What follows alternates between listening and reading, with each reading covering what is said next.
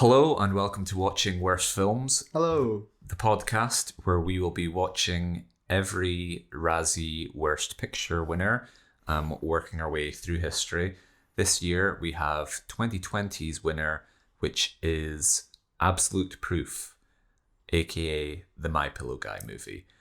Has that ever been called? Is it you that just calls it that? Is it also known to you, or is that? No, that's a thing. Okay, it's known as the My Pillow Guy movie. Okay. Mike Lindell's the My Pillow Guy. That's what he's known. That's what he's known as. Okay. So let's try and stop this from being another low energy episode. Although to get ahead of ourselves, we hated this film. Oh yeah. But necessary background. But necessary. First of all, I'm Kyle. I am Jericho. Thanks for joining us again today. Yep, necessary background. I'll go first. I was semi-aware of My Pillow Guy, Mike Lindell. Yeah. Probably not as much as you. Kind of knew some memes, kind of knew blah, blah, blah from Twitter. You don't sleep on a My Pillow? I do not. I don't actually know what the fuck a My Pillow is. I know it's... I actually don't. So, I heard, when we were going through the Razzies, year by year, when this kind of popped up, I kind of knew what I'd be expecting, but this is going in blind. This is just walking in, completely new to me. And so quite nothing for me. This is new. What about for you? Very similar. I don't think I knew this movie existed until I heard it won at the Razzies. Mm-hmm. And I was aware of the My Pillow Guy as just a little Trump sycophant. Yeah. But I didn't really know anything about this film. So just to set up the necessary players in this world, the My Pillow Guy is a former crack addict turned CEO, as his autobiography tells you. And so he is a business leader in corporate America, with his My Pillow company being incredibly popular. And he's become like a little sycophant for Donald Trump. So he's just like one of the members of the Trump entourage, like the Mooch and Giuliani, who just sort of run around hanging onto his coattails and singing his praises. And so this is about the US 2020 presidential election, which many people, including President Trump himself, allege was stolen with foreign election interference. Mm-hmm. So the My Pillow Guy, being a wealthy patriot, self-funded this deep dive investigation into how was it stolen? Yes. How can we prove to people that it was stolen, and how can we fix things? Although he doesn't really have any call to action. Nothing. It's just no. I'm going to prove it was stolen. That will be enough. I've got absolute proof. I'm going to prove to you this is stolen, right? Yeah. But I'm going to fucking warble on for an hour and 56 minutes, drop some shit at the end that makes no fucking sense, and then fade off into the trumpets and the backgrounds of flags. There's he has no. This is not what I expected in that. Mm-hmm. But even for the setup, this is not a deep dive documentary. No. So it takes place against the backdrop of the pandemic. That's kind of what you need to know, and that's a big part of why this won, I think, is because not many other things were out. But everyone's at home, everyone's on Zoom, and this guy has made a documentary about Joe Biden beating Donald Trump. But even on that, so all the guests, and we'll get into all this shit. But a lot of them were very close to him as well, on set. Yeah, some of them were in studio. Yeah, I would say more were in studio. I mean, they rapid fire through a lot of them, but at least 4 or 5 were in studio. So maybe that's a nice split. I don't know. I was losing count. Yeah. But much like the elections. But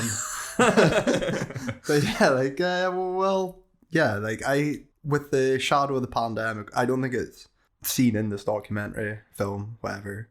I know this is a time in the Razzies will reflect that, and probably why it won, and I can get into more of that, but it didn't feel pandemic-y. I don't know if there's a good word for it.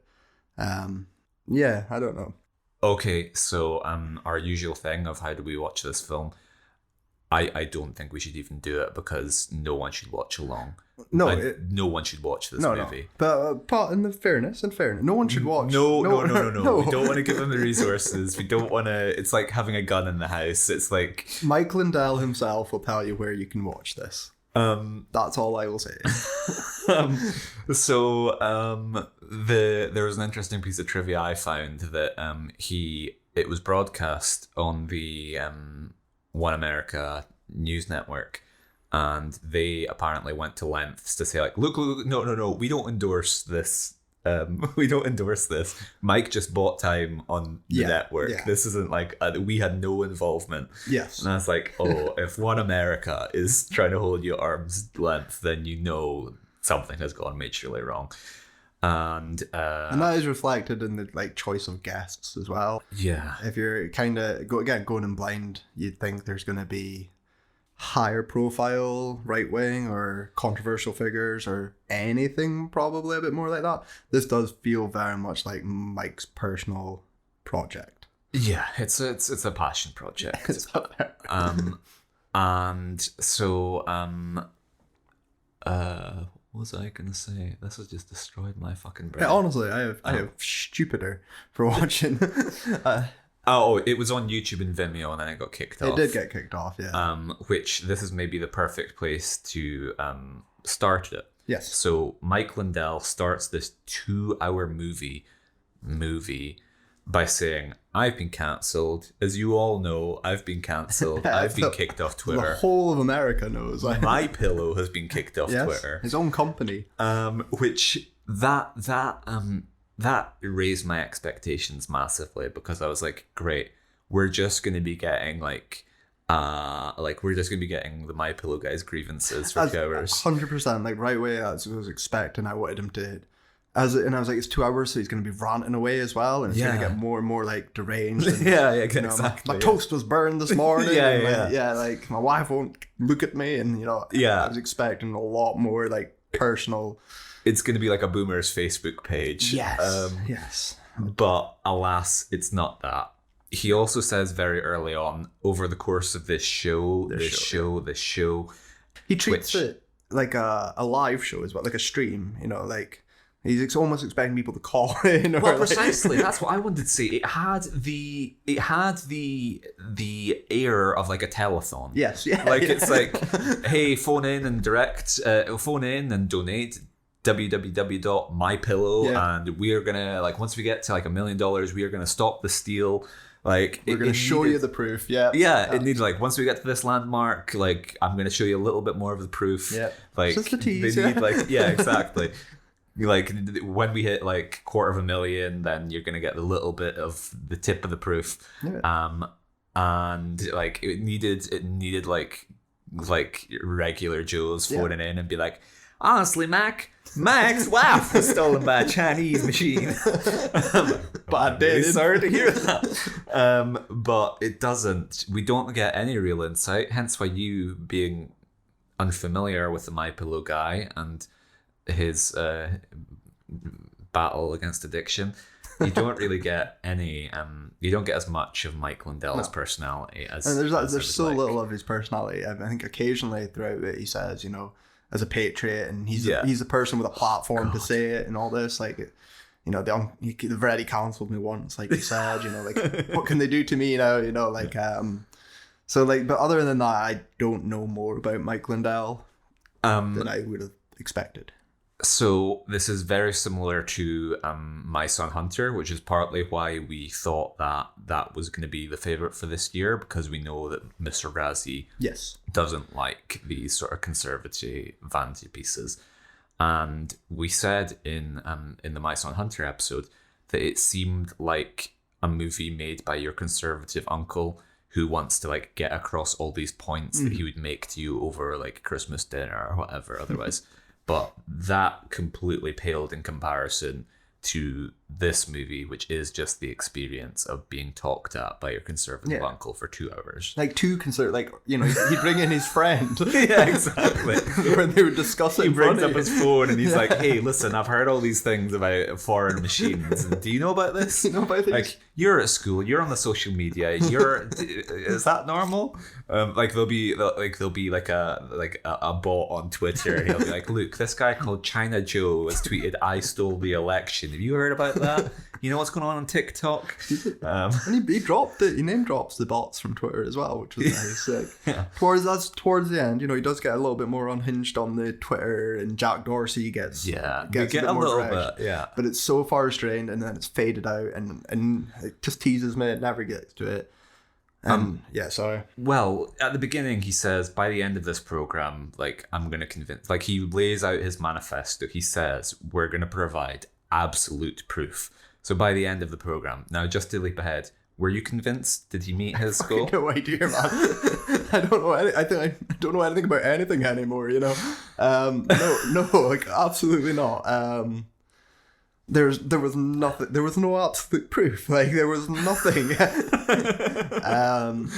There was a phone call from a mysterious silhouetted perfect woman. phone call. Yeah, there was nothing like I don't know what I was expecting, but I think when someone's telling me there's absolute proof, that I was gonna. Again, this is maybe my naivety, but I'm expecting on-site camera work. Guerrilla work. We actually caught these people, and we've got. Yeah. Real footage and real things, and even if you could doubt them or whatever, at least something they could present as proof. I was expecting more like they've just pulled in like pink-haired Democrats who are like they've paid like $100 to like get them to confess to stealing the election. That's it. So I'm like exactly that. Like even if it's just utter insanity, I expected. Something with a bit more effort, like, and if you're gonna go through this vanity project and you're gonna go through all this fucking effort to make your piece or whatever the fuck this is, put some thought and care into it. Like, and our next guest, we have a Serbian woman who slept with Hunter Biden as he was planning to steal the election for his dad Joe. And get Hunter Biden on, but it's actually fucking Lawrence Fox,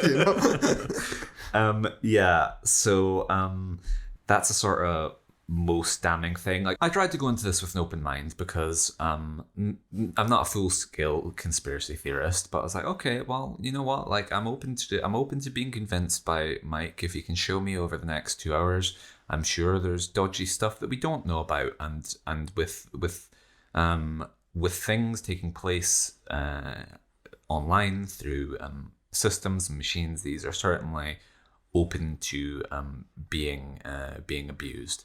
So I was like, okay, you know what? Like this, I owe it to Mike. I owe it to my pillow guy to at least consider this as a possibility that there could have been some interference, because obviously that is a possibility that can happen. So let's consider it. And it almost like I don't know how to judge it, because it's not that it just doesn't really. It's a poorly constructed, like it's so poorly constructed. It doesn't try and pull you in. There's no structure to the argument. It's just like, here are some dots on maps, and here's like some charts with like numbers, and these numbers are showing the Chinese votes that were for Joe Biden. 100%. And I mean, I love a conspiracy theory. Yeah. And I love bad conspiracy theories as well. I remember, I always kind of think of, you ever heard of there was terrible internet documentaries called the Zeitgeist movement? No. Well, 2000s. No point going on about them, but the way they were presented was to try and convince someone who was just a sheep, a normal person that's going through their life, that actually there's a new world order, or actually 9/11's an inside job, or whatever. And it's kind of how I approach everything. Just I'm a blank slate. Like, razzmatazz, give me a bit of a show, let me see what you're presenting, like hook me in. The problem with this is this was a conservative radio show. You are not listening, you're not watching this, rather, if you don't already believe it. Yeah, it almost focuses too much on the proof. Like, it doesn't deal with like the context and the setup for like, here's what this would mean, and then here's the consequences for it. It's just like, here's like a million spreadsheets I'm not gonna contextualize them in any way. I'm not gonna tell you like I could just made these on my laptop right now. I mean, they were like surely they were. Like, yeah. It's like, but like there's no citation for anything. Yeah, like, there's nothing for nothing. It's like a guy told me that the election was stolen. Here he is. You're telling me these machines can connect to the internet? And that would be allow them to be hacked, and it's like, oh yes, this is a oh wow, like that's all it fucking is. Okay, let's deal with that right now.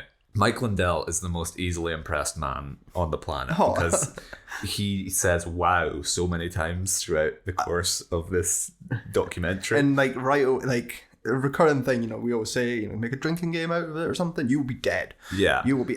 You're not getting out of the first half hour. Like maybe this is his salesman techniques or something or whatever for his pillow. He's always enthusiastic, but he genuinely looks shocked sometimes as well. Like he's hearing this information for the first time on his documentary that he's making about this issue. Well, that's why I kept quoting the Trump thing, is because he's so close to like, wow, you're just telling me this for the first time. She was an amazing woman. What else can you say? Wow. Like he's like every fact that greets him is wow. Yeah. He's a terrible interviewer because he doesn't really challenge them or expand on anything. He's like, wow. He repeats it back. Did you hear what he just said for 5 minutes? And he'll tell me it. And so you're telling me that Chinese people can connect to the internet as well? And they use machines? So he says wow a lot, and he also goes on about the machines. The machines are the problem. I'm not saying this would have been better if he'd called it My Pillow Judgment Day, but it's quite terrifying in terms of the ramifications for machines. Yeah. Again, so there's no context on it about like what these machines are. They're voting machines. Yeah, but he doesn't say that. He does, and we go into the Dominion voting machines and stuff, but like a lot of things are just machines. Like, and when he's speaking about Wi-Fi and Ethernet, it just does become a little bit like your grandpa's scared of it. Very much so. Like, why does my computer need to be plugged in? And my microwave can access Wi-Fi. Why is that? Why can I get a text cyberly? Yeah, people these days have got cars. They've got Facebook in them. Yeah. So, another pertinent thing to mention when My Pillow Guy was making this movie during the pandemic, there were also rumors he was dating Jenna from 30 Rock. Oh. Which both of them came out and denied. Yeah, Jane Krakowski, I think. Yeah. And I was like, once again, this seems like a plot from 30 Rock. I was waiting to say that's an episode of 30 Rock. Surely. Exactly. I've seen that episode. Liz, we're not dating, okay? We've just been hooking up a couple times. Jenna, listen, if they hear you're dating a My Pillow Guy, he's making a movie and I'm going to star in it, Liz. So that was categorically denied, was it? Was there truth? Was there proof? The absolute proof.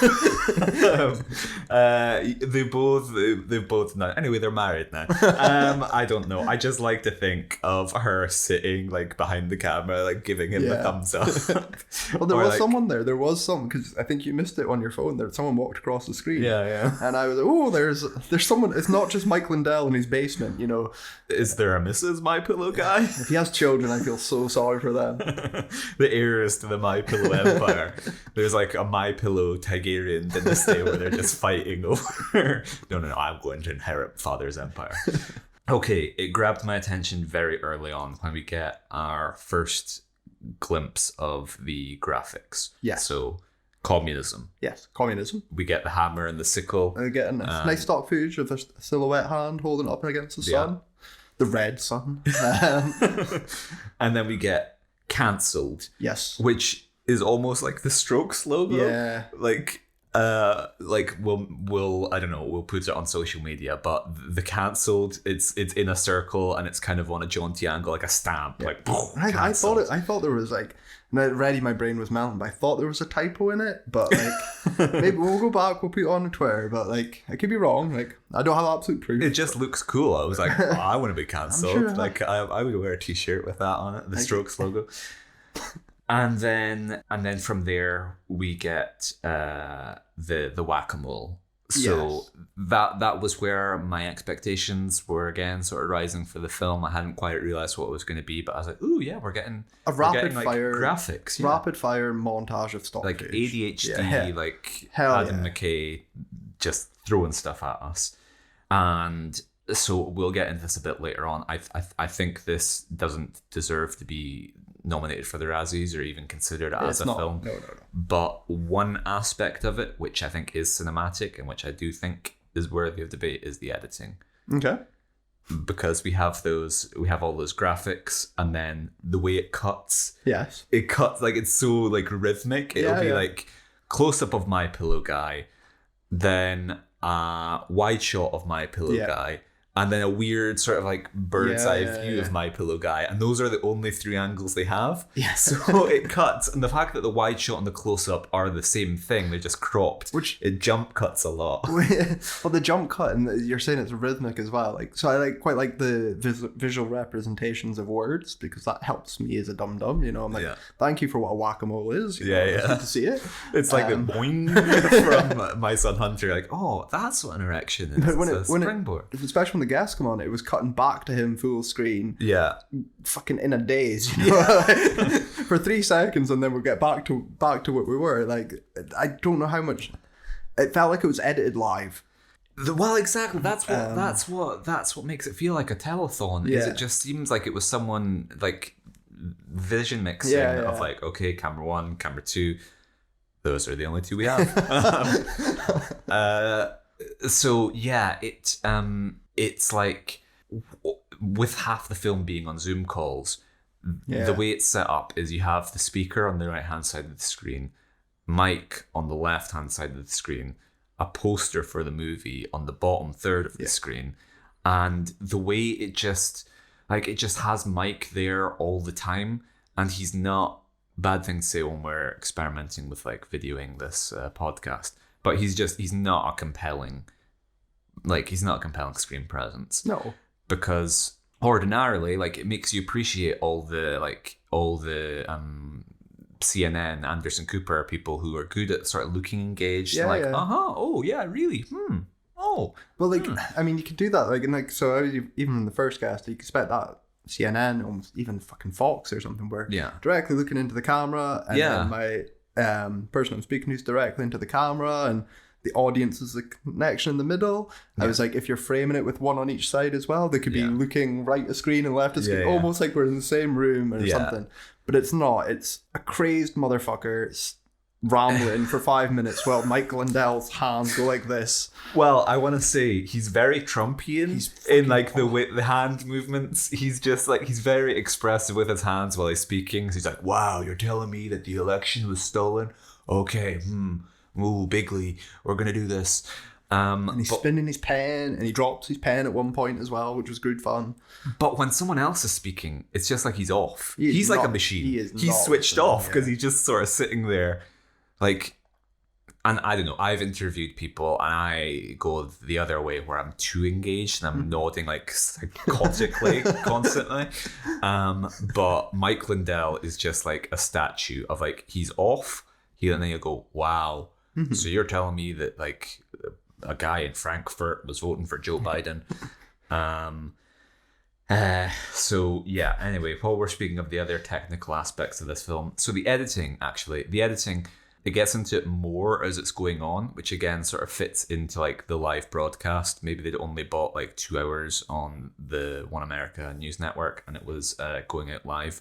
And so they're like, okay, crap, we need to cut this down, because like it fades to black so often, and just in the middle of sentences. So like again, I was thinking, but this kind of, the argument against that is the stock footage, especially when it's on the beat of the words. Yeah, his son is not qualified enough to have all that stock footage lined up ready on time to go, like, I can hit that, there's no way. And then the crazy fading at the end, which is more of the second hour of the film. Yeah. We went an hour without fades. Yeah. And then mid-sentence, people were just exactly. And you guessed would appear. And the important thing to note, Mike, is that this election means suddenly someone else is sitting down, you know. Exactly. Like, or just randomly, like, if I didn't know better, I would say like it's an issue with like our copy or whatever. Yeah. Like, because it just, like, you'll blink and it'll just be like, whoa, what? Yeah. Where am I? What's going on? It's so disorientating. But I really, I don't know if the editing I don't know to criticize the editing because it's bad. Yeah, but they also spare us from what could have been. If there was no editing, or if it was the most fun part of it for me. Yeah. It was the highlight, probably. It's like you're blacking out, and just like you wake up and it's like, okay, I'm just a little bit closer to the end. Other than the score, which is, can I call it a score? Or fucking the musical cues, whatever. The pianos and the rising and but that kicked in like 20 minutes in as well. Like there was silence, and it was. I thought something was playing from my phone, or like another tab had been opened, and it's oh fuck, I've got a video game on or something in the background, and it's so weirdly leveled as well. So editing of the score brings down some of my editing fun as well, because it is weirdly leveled. Comes in at random intervals. It's not got the timing and the rhythm like you're saying of some of the stock footage and the effects and whatever they're going to show us. So a point for me for some fun editing, minus a point for the musical production. The thing for me was when like someone's in the middle of speaking, and like I said, they stick quite rigidly to My Pillow guy and guest, but someone's in the middle of speaking and it just randomly cuts to like a drone shot over a bridge, or like the Dallas skyline or whatever. There's just a series of like stock footage shots while someone is telling you important information, and it just made me think like the editor was so representative of me in that moment, just daydreaming. It was like being in class looking out the window and seeing like a plane flying by or a squirrel running around. It was just a beautiful moment of like, oh, I've remembered there's a world outside this film. So I'm really grateful to the editor for that. So another weird thing that they introduce is like the little tag for Mike Lindell's name. Like the good chunk of the way through as well. I have it written down as a timestamp. It's like 30 minutes in. Cool. So for the first 30 minutes, you're meant to be watching this, not knowing who Mike Lindell is, and then it pops up. They don't do it for any of his guests. No, they just like Mike Lindell pops up, which kind of plays into that telethon. Exactly. Kind of thing. I was going to say that for those just joining us. Which ideally is the way that this film is meant to be enjoyed. You tune in, you get 5 minutes of absolute proof, and you leave. And you tell your grandma, like, Grandma, you know how the election Biden won? Well, good news, he didn't, because a dead Chinese person voted for him. Grandma, switch on OAN right now. And I would, you know what, if it was a telethon as well, like, I would have loved it, because then it could have been like, here's Toby Keith to sing a song about the election, about machines and dead voters. A bit of variety or something, but no. This is presented like a telethon, but it isn't. It's a movie, it's a documentary or whatever it is. And I don't like saying that. Something that again, I shouldn't be criticizing him on this podcast, but you asked if he was reading from an audio cue. Yeah. And this seems so shambolic, the way it doesn't seem like a film. One take Lindell, he misspeaks several times over the course of this film. I said it to you, that you cut the mumbles and the out, and you half the time. Yeah. Like he stumbles over simple things as well. Like it's not like he's trying to dissect what a machine is and what all these Dominion voters from Barcelona are doing to us. It's just introducing guests, and you'll be senators. He says this is the most attack on our country that we've ever seen. Like there's all just these spurious claims that can't be verified because they aren't proper claims. They're not real English. They're like, yeah, I guess this is the most attack. Like, there's never been more attack than this. Levels of attack that have never been seen in the history of this country. And then Cyberly, you like Cyberly, that one. I'm going to use this every day. Every episode will be available to you, Cyberly. Yeah. That makes more sense than the context in which he uses it, which is just, again, grandpa speaking to like grandson, being like, so I hear that you're making a lot of friends, Cyberly. In terms of the cyber, you're doing the art, Cyberly. Get the cyber police, like. That's it made me laugh as well, because cyber is a weirdly outdated term. Obviously, it's not used now. It's very boomer 90s, early 2000s. Did you know that your next career could be in cyber? Could be in cyber, yeah. Gonna hop on the cyber to download this podcast. Like, no, And so when someone has got outdated terms already is going to tell me about how this great election was stolen cyberly, your credentials are going down. You can't even string a sentence together. Like, get an auto cue, get a fucking prompter out there, read from your phone, dub it over, like... Do another take, Mike. Like, it's not like it's like one shot of like, he's not like some incredible thespian who's doing big long soliloquies for 40 minutes. It's like you cut to black every 2 minutes. They could very easily be like, okay, Mike, let's do this again, but not say cyberly, or let's do this again, but say the most whatever attack. Well, I had a thought on that as well, because, we were fixated on his coffee cup. Because it was fucking thrilling, what's on his coffee cup? What's the logo? And then I was starting to notice his manic energy. Yeah. When it would go down, there'd be a fade, and then the coffee cup would move. I was like, he's drinking strong coffee. This is manic. This is 10 cups, and I'm ready to prove why Trump was stolen, and, why everything was cyberly stolen. Yeah. And that now makes even more sense, learning that he was a crack addict. So one addiction for the other. Yeah, well, he's got something. And I was like, if you're fading out for a cup of coffee or to change guest or whatever the fuck you're doing, like, maybe do another take. Maybe just dub it over. Like, we do it. I'm not saying we're better, but we. Yeah, exactly. This isn't me criticizing Mike Lindell's misspeaking when I do it every other sentence on this podcast, but that's the difference between a ramshackle podcast where you're just making shit up on the fly versus a serious presentation about why the fate of the nation. If we did a serious documentary about the Razzies, right, and it was absolute Raz or something, and we were gonna dissect it beat by beat with guests, we'll get Stallone on, we'll get... Listen, Fat, here's the facts, Jack. President Trump. We've got Bo Derek on Zoom, we're ready.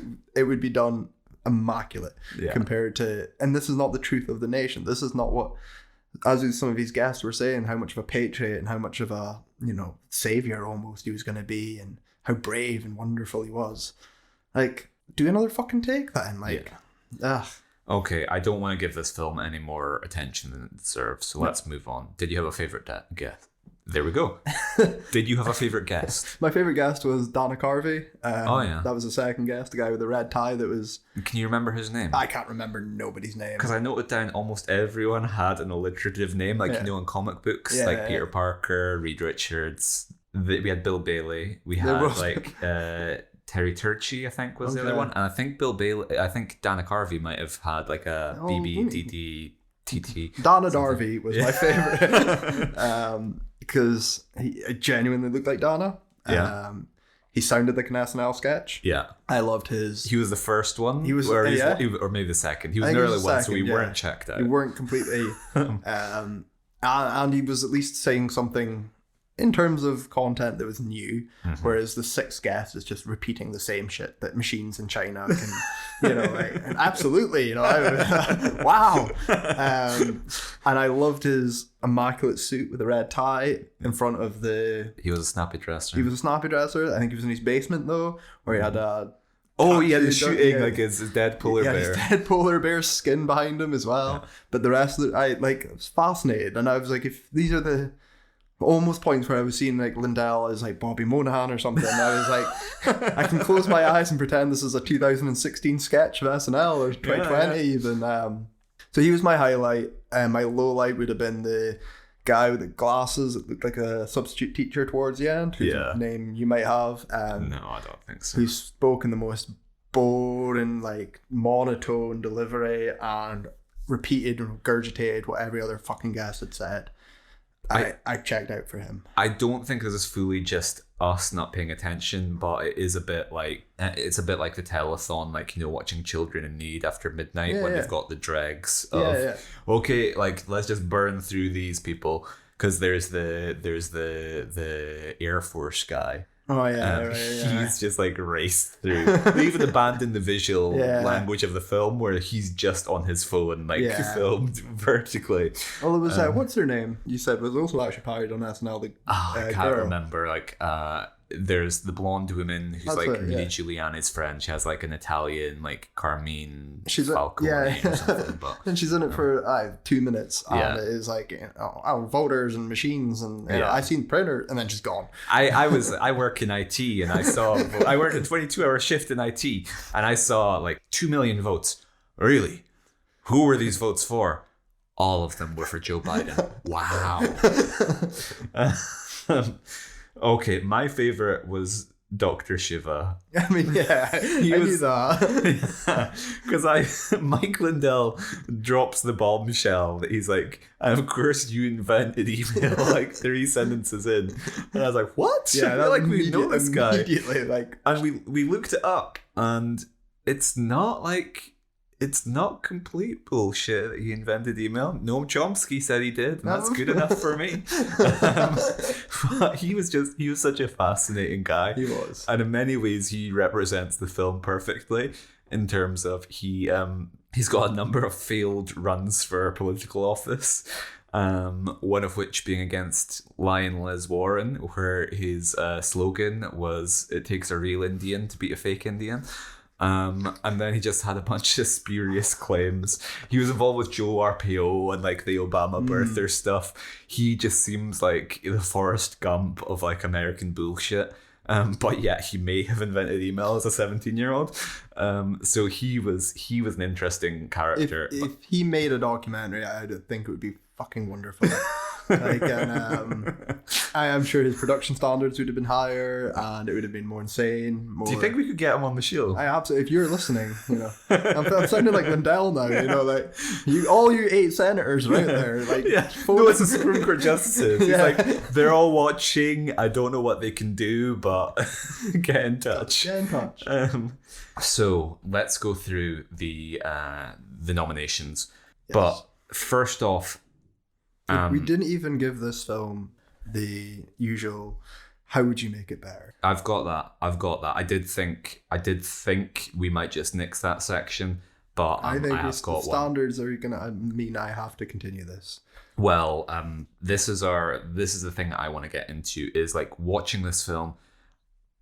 I feel like I've forced myself to be more upbeat for the sake of the listeners. 100%. I was because miserable. I hated this I was so fucking much. miserable. I was like pleading with you. It was like Harry Potter where Dumbledore has to drink all the bad juice and Harry's like force feeding him. He's like, please no, make it stop. There was a point where you did say, I don't know if we need to watch this. Yeah, I was like, let's just not and say we did. Because it's like 10 minutes in, I was like, oh my God, this is interminable. This is awful. I hate when this is just so one note. Like, there's not going to be anything. And it's the first... I'm sorry? Well, I was like so angry, and I wasn't angry at Mike Lindell. I was angry at Mr. Razzie. Yes. Because I know this was the pandemic year. I know there was less options, but this isn't a film. It's not a movie. To legitimize this as a film, that's the failure of Mr. Razzie, who's also somewhat giving it a platform. Like, we wouldn't have watched this if it wasn't for Mr. Razzie. So this is getting into it's not eligible, but if it's the pandemic year and whatever, we're going to play it a bit looser. Okay, whatever. He did not watch this. No, I did said that not to you. watch this. Like, do you think Mike Not Razzie? a Razzie? There we go. Once again, Cyberly. Do you think Mike Razzie? This is the most film that Mike Razzie's ever watched. He did not watch it. He did not, and if he did, he flipped through it. Yeah. At most, there's no way. If I got a full script of this, typed up and questioned them on what happens in our 20 minutes, and name guests more than I can. He did not. And that annoyed me. I annoyed that I had to sit through it. I mean, well done. I think well done to both of us for actually fucking getting through it. Yeah. Pat on our backs. We're stuck too close that we're both arms folded in and can't move. But if we were, I would pat you on the back. It's I mean, I did have to go out for a cigarette for the first time in our podcast. True, yeah. I can get through 50 Shades and Transformers. We had an intermission. We played an overture. I was struggling and I needed that little break because my laptop crashed as well because it didn't want to watch it. Yeah. I was fucking miserable. Okay, pause for a second. The one moment I liked was when it just cuts to like the voting machine. Like there is that section in the middle where it like shows a YouTube link and the screen just goes black. It's like for a moment, because like, my brain wasn't going to be capable of reading after it. I thought it was the end. Yeah, I was like, what's going on? It's like, is your laptop failed? Is this a pop-up? Like, what's happening? But it just shows you a guy talking through a voting machine for like it's very weird. It just like that's the only time when you escape from Mike Lindell is it's like a little guy in a room speaking through you remember what they were called, like Dynasty Dominion voting machines. It's like, so this is a voting machine and you plug it into the internet. Does it have 3G, 4G? I was like, oh, yeah, whatever it needs. That's enough I need. So yeah, this of all the things we have watched, this is least a film. This 100% is not a film. It's not. It's a telethon maybe, whatever, but it is not a film in the slightest. And so that's where I am actively angry at this being nominated. Not because it's not terrible. I'm confident in saying this is probably going to be the worst thing we're going to watch. It's going to be. There's not going to be anything worse. Diana was a happy dream, like compared to this. And that's not a picture. That wasn't a worst picture. That doesn't count. And we said it on episode 1, but no. This, if you are nominated and then this wins, then anything. This anything's game. Yeah, this is eligible for worst picture. We got a camera. Well, we'll see you at the 2023 Razzies for our My Pillow Guy episode. And this is just like, this just delegitimizes the entire Razzies. If you're like, okay, if you're considering this, like, what next? Like I don't know, like Joe Rogan's podcast, anything. Us, absolutely like anything. Milo Yiannopoulos going live on like Parler, like a Facebook story, like an Instagram story that Kanye's done. Like, if this is a film and anything is a film, it's all fair game. And what particularly annoys me is that there is an amazing contender. Like what would possibly be one of the most enjoyable watches ever, and we might need to cover it on a special. Okay. But it's not as if they didn't have any options. Yeah. They just had less. And so Mike Razzie. The My Razzie guy. I don't know why he does this. If he sees himself as like, if he genuinely hates conservatives so much that he just has to do it, or if he sees this as like a resistance, like, no, we need to, it's like my duty as a patriot to, it's cheaper than that. It's just clicks. It's just ha ha ha, Mike Lindell, funny pillow guy, like look how relevant and current I am. No, it's so much cheaper and more cynical to me. So this is 100% deserved in terms of its horrible experience, which do not watch any of this film. Delete this episode from your brain after watch our listened. supercut of wows, and that's it. That's it. So it was deserved in that regard, but it didn't even deserve to be in the conversation. So the other nominations, it's not nominated for worst director, which is weird. Because he was director. He wasn't the director. It was like Brandon. Brandon House. Brandon House was the House. I thought Brandon House was the director. No, go open up its actual page, please. I want to see what it's counted at. Oh, directed by. My mistake. Yeah, sorry. I know, I seen it at the end because you had a nice Tommy Wiseau directed, co-produced, edited or written or scripted by Mike Lindell. Yeah, like he got the full shebang. The other two names were just producers, I believe. So weirdly, no director nomination. His direction's fantastic. So it won Worst Picture. It also won Worst Actor, which I know you think people can't play themselves. Yeah. I'm inclined to agree with you on this. Of he was a bad screen presence because he was unwatchable and boring and switched off and not engaged with his guests and not charismatic or not like a good host to this thing. But I don't know. I like worst screen presence maybe, but he's not an actor. That's not the thing. That's like, exactly worst screen presence, worst host, worst interviewer. Any other fucking category, and I'd agree with you. Yeah, he is not the worst actor because he didn't act. And if he did act, and this is all a big fucking scam, then he's the best actor. Yeah. Okay, so to finish up, how would you improve this film? I was more than halfway through, and I was like, we're gonna have to ditch it, because this to suggest you could improve it is to suggest that it is a film. Yeah. To make it more entertaining and enjoyable, what we've already covered, basically, telethon, give me reenactments, give me... You cannot just improve it with minor things. I think that's the point. You'd basically have to remake something completely different. One of my suggestions was, like, I was waiting for him to have, like, more props. Like, I was waiting for him to, like, smash up a voting machine and for loads of Biden votes to fall out. Or, like, when they were all smashing their Keurigs. I was expecting that, and I think that would improve it and make it more visually interesting. But as you said, you're remaking it. I don't think, like, I could make this into a film, and I could also make Mike Lindell's argument would be more compelling if they made this drama. Make this like an all, like, because you can tell that's what he thinks he's doing. Is he thinks he's making an All the President's Men. So I would make this with Mark Ruffalo playing the My Pillow guy and just going around Washington being like, wow, this machine's like stuff full of. So I would make it like a hard-hitting spotlight type journalistic expose. I wish there was, the minor thing that would at least made it with 0.1% more enjoyable was more stock footage. Like, you showed me what whack-a-mole is, but you could have shown me a Biden, you could have shown me a Trump, everything you're name dropping other than China. Like, show me everything, don't show me the flag of Venezuela, show me everything. Like, I don't want Mandela on the screen, I just want stock footage for every word. So I can get so I know what they're all about. And then it could be a useful tool for, like, children, people learning English. Exactly. If it's just like holding up flashcards. My biggest way to improve this, though, and the easiest way, is to make it 30 minutes.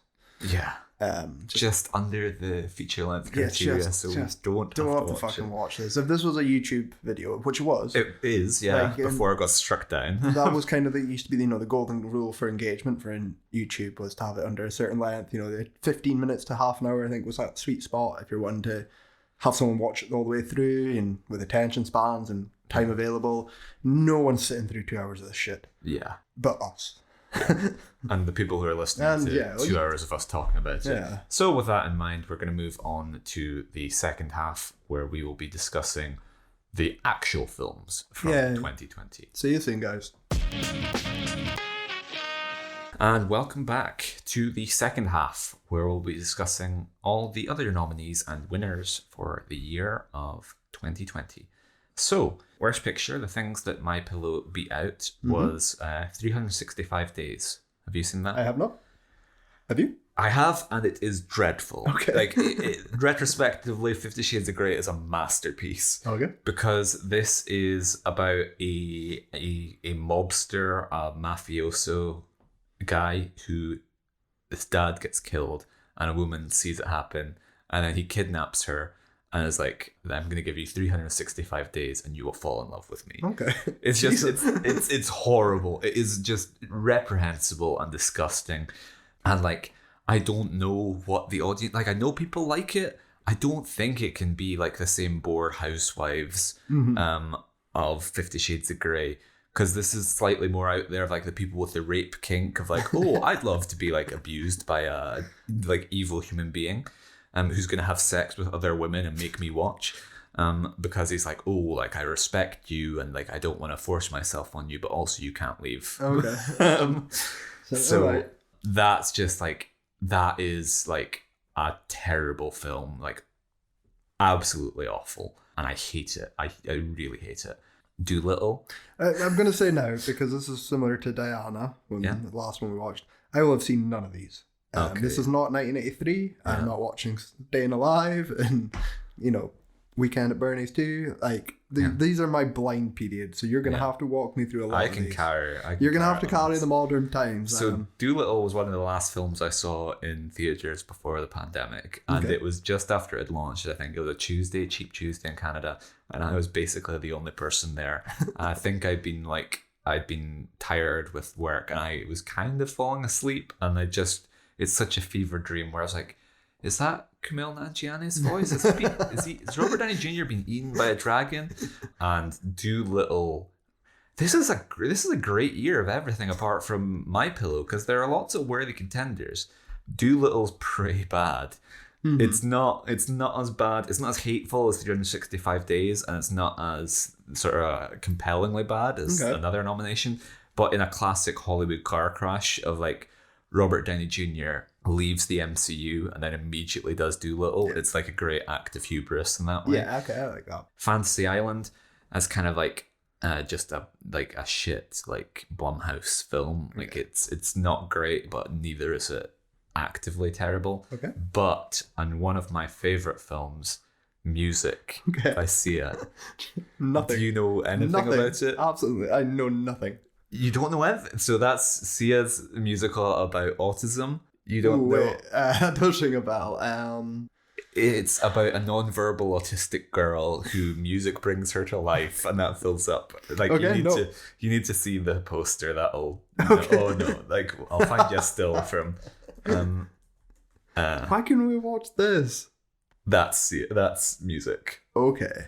Oh wow. And there was an incredible storm around Music. Like the production was so troubled because Sia, like I think she endorsed Autism Speaks, and like she came out with like a ton of things which suggested like people saw the trailer, I think, and they're like, this movie looks awful, this is like hideously offensive. And then Sia doubled down with like, look, I spoke to like one of the worst autism related organizations around there. And also like, I have a friend who's autistic and they're exactly like this. And then like someone tweeted her saying like, why couldn't you get like an actual autistic person to play music? And then she's like me, I'm autistic and I could have played them. And Sia was like, maybe you're just a bad actor. Oh no, she was like, I'm autistic and I can't get work. Yeah. And Sia was like, she's like, I'm autistic and I can't get work because of people like you. And Sia tweeted back, maybe you're just a bad actor. So this like the film is just, it's so bizarre, and we'll speak about it later. But like it's so insane. I think we need to watch it for a special. Okay. Because like I love it. It's so enjoyable. It's just like watching a complete car crash. You're like, why on earth did anyone think this is a good idea? Absolutely up for that. So Music would have been my Your pick winner. would be Music. Yeah. Okay. And worst director, we have Sia. I'm not going to complain with that. Worthy winner.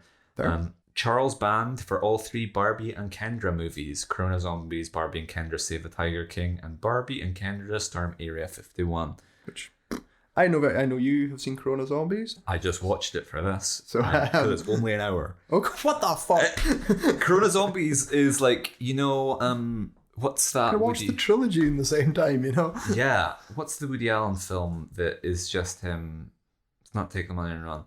Where like. You'll know, because like this was an old thing where they would just redub old films. Yeah. Oh yeah. That's what Corona Zombies is. Yeah. So there's like a framing narrative of like a woman's like watching stuff on the TV, but all the stuff she's watching on TV is zombie movies redubbed with like, hey, take that, fucking Fauci injection, you Chinese virus. It's not contentious or like racist like that was, but no, but I have seen. I grew up on Godfrey Ho. I grew up on Vincent Dawn films. I know all Bush over my head. I'm assuming these are redubbed things.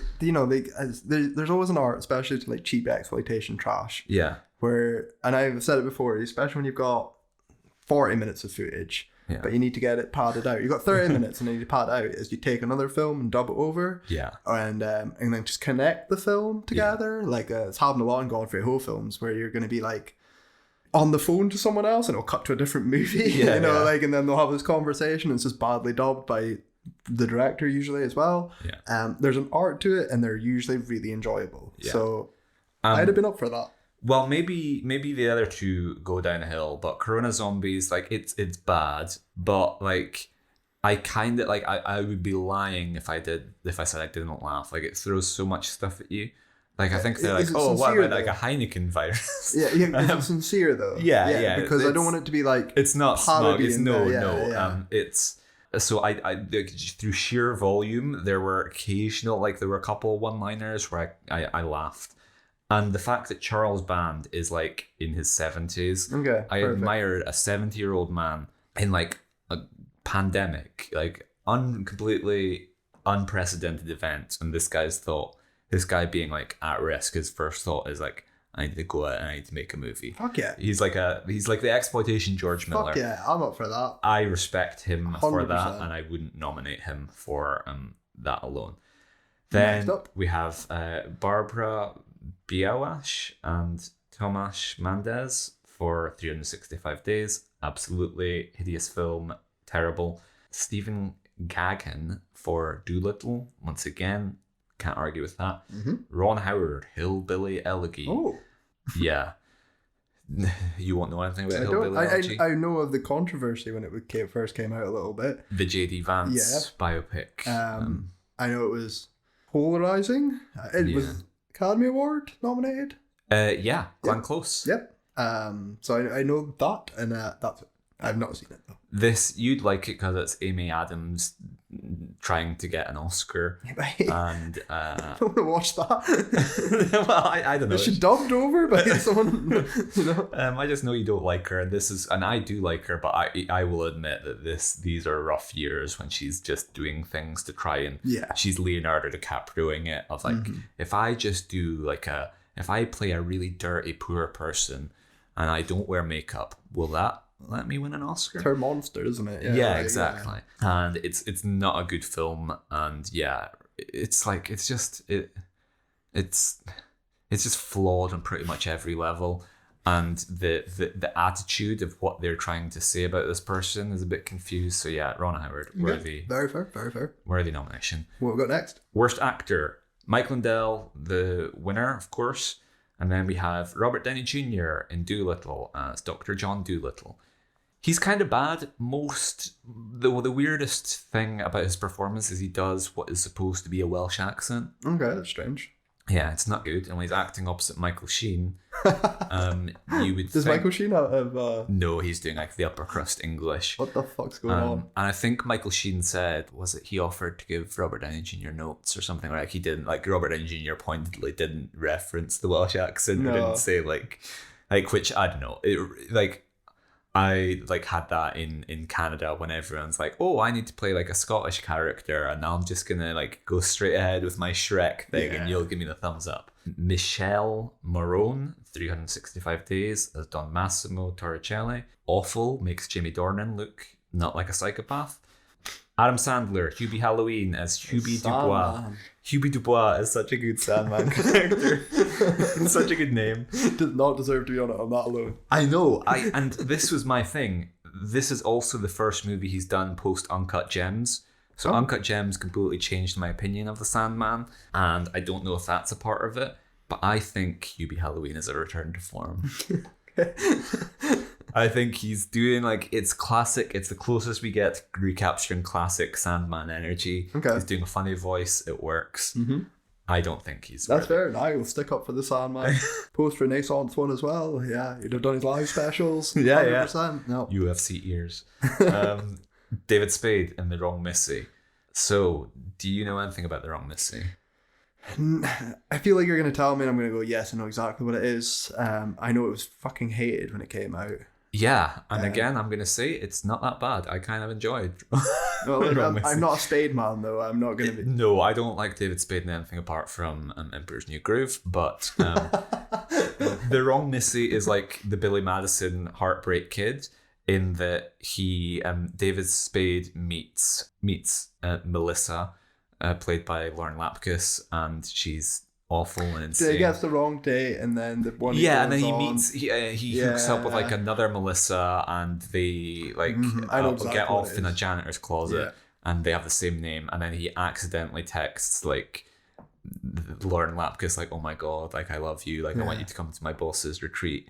And so he gets left on a vacation with an insane woman. Yes, I did hear about that. And spoiler alert, she rapes him.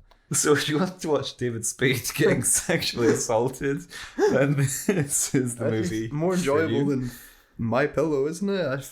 Yeah, fair enough. What's your pick there, by the way? Downey Jr. probably. Okay. Yeah, let's say Downey Jr.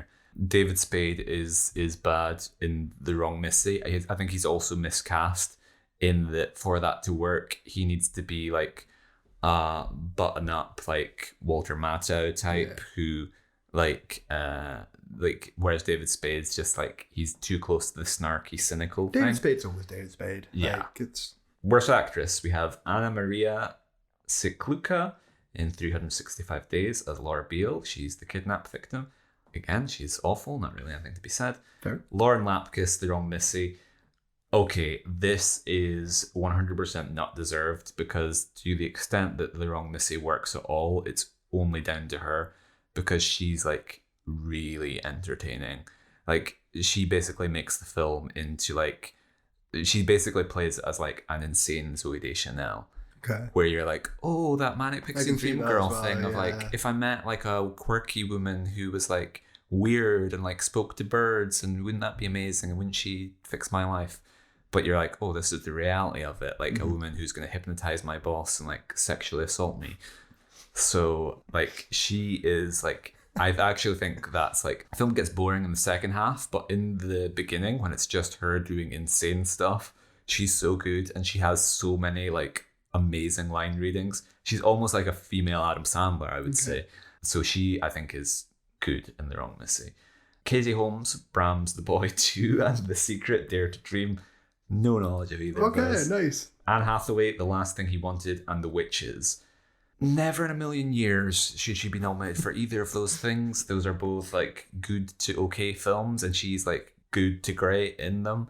Like, I know people hate her in The Witches because like of the disability thing, because they're criticizing her for representing disability as evil. But if you remove that, then no, her performance is, Anne Hathaway is a good actor. And she also did that coronavirus movie, this might be the next year, Lockdown, which is a lot worse than either of those. Or maybe it was this year. I think it was the same year as Music. Winner, Kate Hudson in Music as Zoo Gamble. Zoo Gamble. Yeah. So she's awful. Okay, Not in a particularly interesting way. She's just bad. that's fair. So is that deserved winner? Yep, for sure. Then we have Worst Supporting Actor.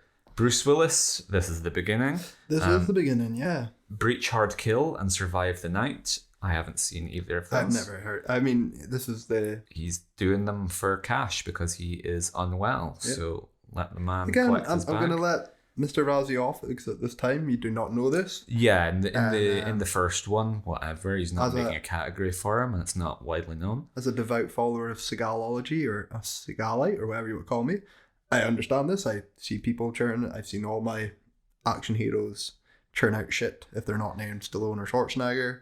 Yeah, in fairness to Mr. Razzie, there probably isn't a clear transition point where Bruce Willis goes from like, I'm doing this to make money, to like the aphasia diagnosis when he's... So I agree. This is just the transition. And here we go. Arnold Schwarzenegger in Iron Mask as James Hook. The fuck? It's a Chinese Russian co-production. Okay. So I watched this, and it's...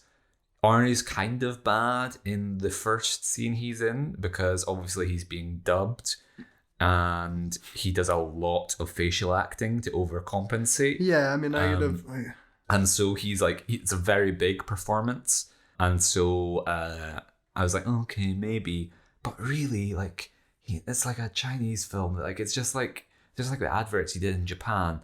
It's so hard to judge him because his job is to just turn up and be Arnold Schwarzenegger, which he does pretty well, and he has a whale of a time doing it. I've seen. Is there anyone else in it? Charles Dance. Okay. Jason Fleming. Okay. Jackie Chan. And that's what I want to say is like, there's one big Arnold Schwarzenegger action scene where he fights, like, he's in a prison. He's like, if you can beat me, you can get out of here. And he fights like a bunch of guys. And it's so obvious that like he's using a body double. He can't move because like he's wearing, well, he's got like a sort of like white wig and like a hat, and you can see it, like you never see his face whenever he does anything, and then it just cuts to like close up of he's clearly not doing the action scenes. It's not that he can't move; he's not mobile anymore. We've seen that, and it, not even what's this 2019, like even last 5 years before that. You know, he's. Not saying he's not. He's in good shape. Terminator Genesis. Yeah, but how much was he moving? You know, like you're not going to be doing any running, or you know. And you can get all you want, but like I'm not seeing Stallone's name on here, am I? You know, That's because he wasn't in anything. They wish. Well, Stallone wishes Iron Mask would offer him a part.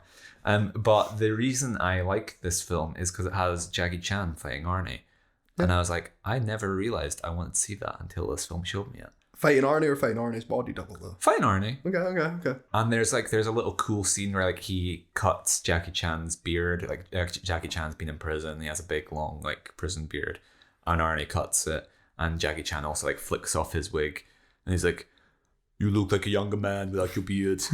And then he's like, "Yeah, you look good without your wig." And it was just a good passing of the torch. Like two action heroes, game recognized game. Stallone nowhere to be seen. Passing the torch. Two legends of the screen. Two decrepit That's what legends. I mean. Two legends of the screen meeting. Jackie, you're the future. Sheila Booth, the tax collector, as Creeper. Not seen that. That's David Ayer. Shia comes back up for the first time in a while. I feel like you should have seen this. Chevy Chase, the very excellent Mr. Dundee as Chevy. So I haven't seen this. This is not the first one I've seen out of all the nominations. Yeah. But I do know this is Paul Hogan. Yeah. Yeah, I'm a Crocodile Dundee man. Yeah. Yeah. And this the is very excellent Mr. Dundee. Yes, this is his comeback, and I was scarcely aware of it because there was memes and stuff going about of how much plastic surgery he's had. Well, it's funny, in the year of the pandemic, when we've spoken about old people being most at risk, we've just got a load of geriatrics. Yes. It's Bruce Willis, Chevy Chase. And I've not seen this film. I kind of sort of remember maybe it was going to be Crocodile Dundee 4, and then it got reworked or whatever. It became this vanity project or whatever it is. I assume Chevy Chase is playing Chevy Chase, as he's, or not just another Chevy. And I'm not going to say Chevy's done a good role, so I'm not going to defend him. I assume it's probably warranted. I assume probably Paul Hogan deserved a nomination more for worst actor. I'm sure there's millions of other people in there. I will defend Chevy a bit, but I've never seen it, so whatever. Then we have the winner. You must have seen this. I haven't. Worst supporting actor goes to Rudy Giuliani for Borat's subsequent movie film as himself. Yeah. I know I've seen his scene because you couldn't fucking escape that. Yeah. I chose not to watch this film as well. Out of principle, because the election was stolen and some English comedian is making fun of it. I didn't, just because I've not enjoyed Sacha Baron in a while. Really? Probably since Bruno. Okay. I really like him, actually. And I don't dislike him. This is not like, I'd have watched his Bohemian Rhapsody a million times over. Yeah, like I will defend it. I don't have any interest in Borat 2. And you're missing out, my man. You're missing out. On what? It's great. Is it? It's like it's okay. I just didn't want to see it. I don't like comedy sequels. I've talked about this in the Caddyshack too. I've been burned. I just no. This is just Mr. Razzie going back to the well of loathsome political individuals.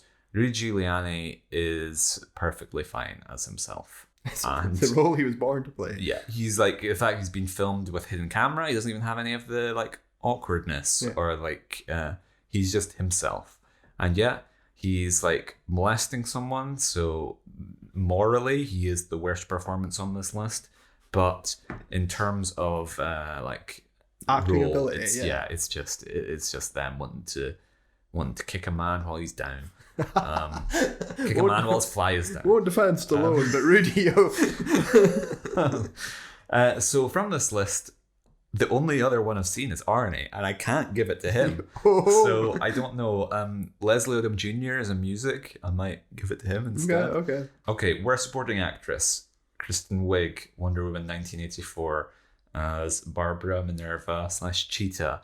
Okay. I like Wonder Woman 1984 more than most people, and she is good in it. Yeah. I think I've seen it. Did I go see it? Did I tell you I seen it? No, I don't think so. And so this could be brain dead from too many. My Pillow. Too many My Pillows. Too many. Any DC, superhero, Marvel, any Cape film Yeah. from 2018 to now, it's all merged into one thing for me. Couldn't tell you the last few Spider-Mans apart anymore. Yeah. Why do I remember her as Cheetah? Maybe I just seen the trailer. Maybe exactly. It's just bled into my brain. Well, it's also madness for me to look at a movie in which Gal Gadot is on screen for 90% of the time and to think, Kristen Wiig's not a very good actress, is she? Like when you've got Gal Gadot, and I saw her name like Barbara, and I just heard Gal Gadot's awkward like Barbara. You're doing the. I could hear awful line readings coming back to me. It's not got any of the classics like Kal-El, no, or enough champagne to fill the night. But I want to say in retrospect, Gal Gadot should have been in for Anne Hathaway. That's fair. And Kristen Wiig out here. We can probably put Amy Adams in. I'm a big Kristen Wiig fan. Not even just comedically, stuff like the Skeleton Twins. And well, you forgave her for Ghostbusters. But like for every Ghostbusters, there's a mother. You know, I'll always have something on for her. No, 100% not deserved. Maggie Q, Fantasy Island. Lucy Hale, Fantasy Island. I don't remember Fantasy Island that well, but I don't know what those two performances were doing to stand out in any way, especially a double whammy, like for the same film, you know, and for like no men to be nominated for it. Like everyone's in it and everyone's just kind of bad. In fact, Michael Pena is probably one of the worst people in it, I would say. Sure. Now you have Glenn Close, Hillbilly Elegy as Bonnie Mama Vance, and said also Oscar nominated for the same role. She's bad, but not in a way that's beyond the level of the film. And Amy Adams is probably worse, I think, because you can tell hers is more of like a look at me performance. Yeah, that's fair. Then the winner, Maddie Ziegler, is the titular music in music. Don't get me wrong, this is one of the most cloying performances ever committed to the screen, but I don't think she is worthy of a nomination. A, because she was a child. Okay, well that's what we always say. B, Sia is her godmother. I think she executed what Sia wanted, like, to a T. Fair. Like, I think she was incredible at doing what the role asked for. It's just because the film is so hideously ill-conceived that ends up being, like, really offensive and horrible to watch. But you can't blame a child for, like, what's she going to do? Overrule, like, a woman more than twice her age who's her godmother being like, actually, you know what? This is kind of insensitive, and I don't think I should be like gurning to the camera constantly, because she's like music lives her world, lives her life, and it's bleak and miserable.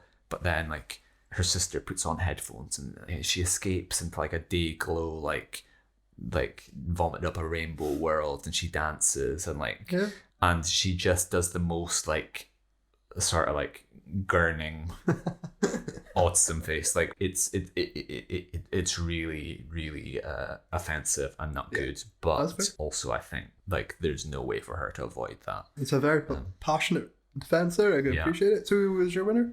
My winner is probably Amy Adams, to be honest with you. Sporting?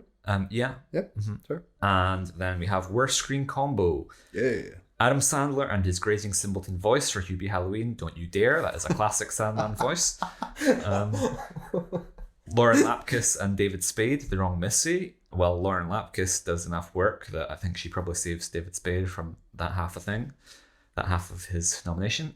Harrison Ford and that totally fake-looking CGI dog, The Call of the Wild. Yeah, maybe. The dog doesn't look great. No, even I know that. I haven't seen the film.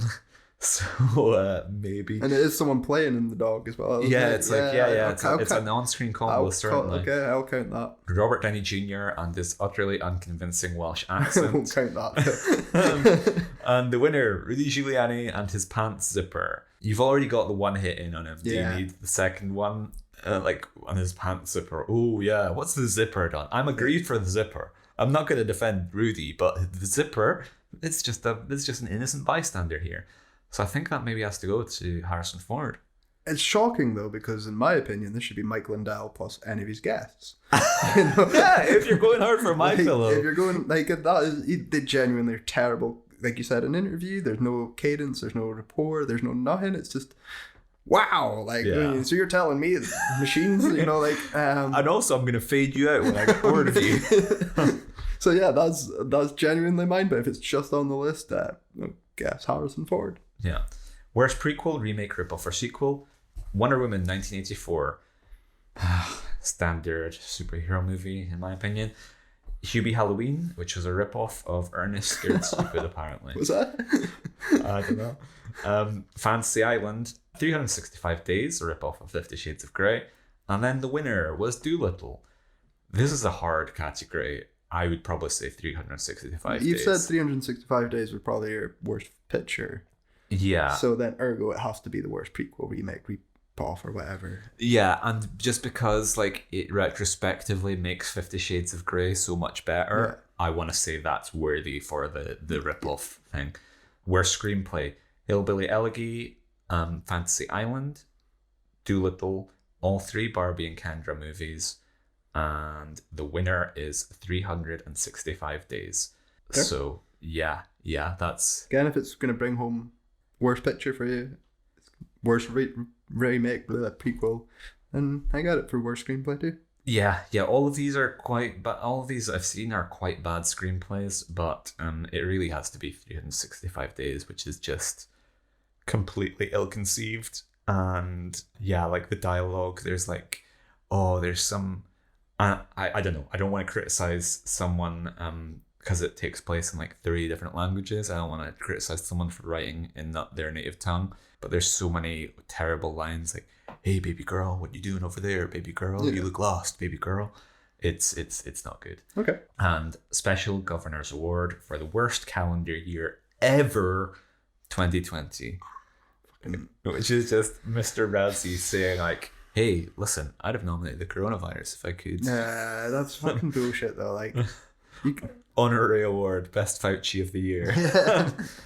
And that's a waste. It's a waste of a category. You could have put some best or worst home movie, basically. You know, the pandemic. Nominate the Imagine video. Yeah, exactly. Could have got Kevin Smith's NFT film, or probably too early for it. But this Too early. He was doing something. a show from home with he was doing a show from home with Harley Quinn's boyfriend. Yeah, like He was making content in the pandemic. there's something worst content produced in the pandemic. There's a fucking award you could put in, and then you could put My Pillow Guy as that award. Yeah, because it's not a for fucking sure. movie. Yeah. But it would be the worst content produced. We need to find the point when they stopped doing original song. I fucking miss that so much. Well, this was the perfect year for it because we have a musical. Yeah. And part of the reason that like I like enjoy music is like I actually think the music's kind of good. Like everything about the film is awful, but then you just have like Sia bangers dropped in every so often. So I think we need to do this for a special. Is what I'm saying. I'm also thinking, Doolittle must have had a theme song, right? I don't think There must have been original songs still exist. Yeah, they do exist. You could certainly rustle them up. You could they did before. The Venom theme song, the Eminem Venom. Exactly. They still exist. I'm just sure Hubie Halloween had a song. That concludes one of the worst viewings I've ever seen. Yeah. And I'm very grateful it's over. I'm very grateful to move on. And what have we got lined up next? Next week, you can join us for I need to get this right and not Lindell it. The Lonely Lady is what it's called. See, the Lonely Lady. And I've been calling it the Lovely Lady because I can't read my own handwriting. So we're going to be watching that. What year are we transporting back to? It is, put me on the spot here, I want to say it's 85, 84, 85. That's fine then. You know how eager I am to go back to the 80s. Yeah, this is your security blanket. This is absolutely. We've kicked you around with Mike Lindell, but we're going back to a time before machines ever existed. That's it. Even from Fantastic Four and 50 Shades. Yeah. I just want out of this decade. I want to go back to the safety of the 80s. Well, you better watch out because we're going to burn through that decade. We don't have that much left in the 80s, man. It's going to be glorious all killer emojis. It's all killer, no filler. So join us next week for that. In the meantime, if you want to get in touch with us, you can email us at watchingworstfilms@gmail.com, and you can follow us on various social media platforms. Which we have not been cancelled from. Watching Worst. Yeah, take that, Mike Lindell. Thank you guys, and we'll see you next week.